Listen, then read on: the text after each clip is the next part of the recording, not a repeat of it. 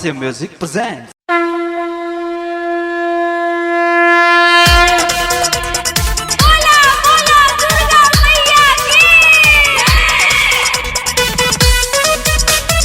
Music by Praveen Soni। आप सुन रहे हैं जेपी सागर को।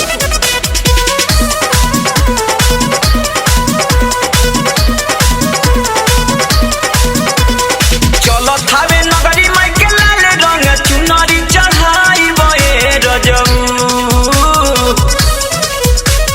चलो थावे नगरी माई के लाल रंग चुनरी चढ़ाई बे रजऊ। माई के कृपा से गोदिया में लाला ना खिलाई बे रजऊ। माई के कृपा से गोदिया में लाला ना खिलाई बे रजऊ।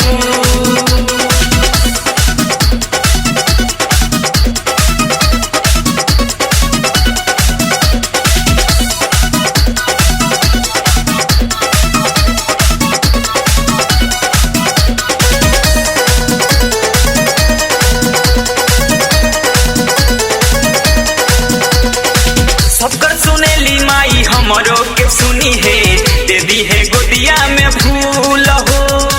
माई से चल के हम करब बिनतिया, कली है अर्जी कबूल हो।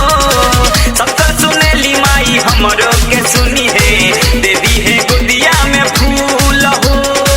माई से चल के हम करब बिनतिया, कली है अर्जी कबूल हो।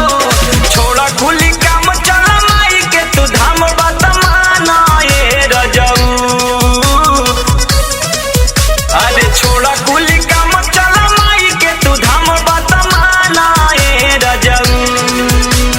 माई के कृपा से गोदिया में लाला ना खिलाई बे रजऊ। माई के कृपा से गोदिया में लाला ना खिलाई बे रजऊ।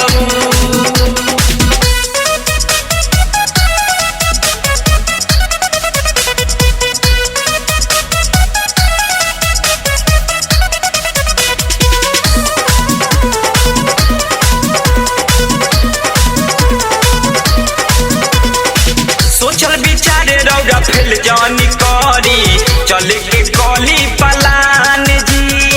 लोगवा के मुहावा से सुनले हम बानी, महिमा बाउन कर महान जी।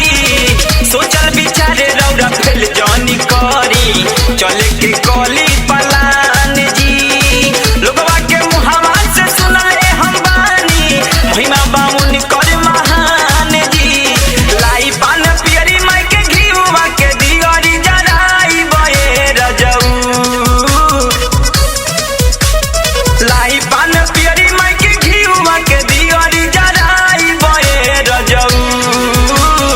माई के कृपा से गोदिया में लाला ना खिलाई बे रजऊ।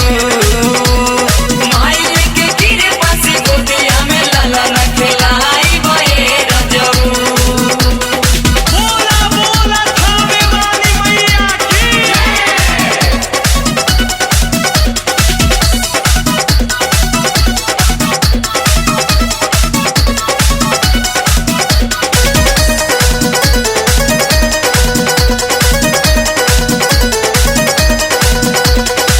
जेपी विजय चुम्हन माई के चरनिया, जाके थावे दरबार हो।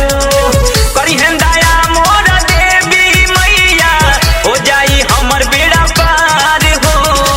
अखिलेश पांडे चुम्हन माई के चरनिया, जाके थावे दरबार हो।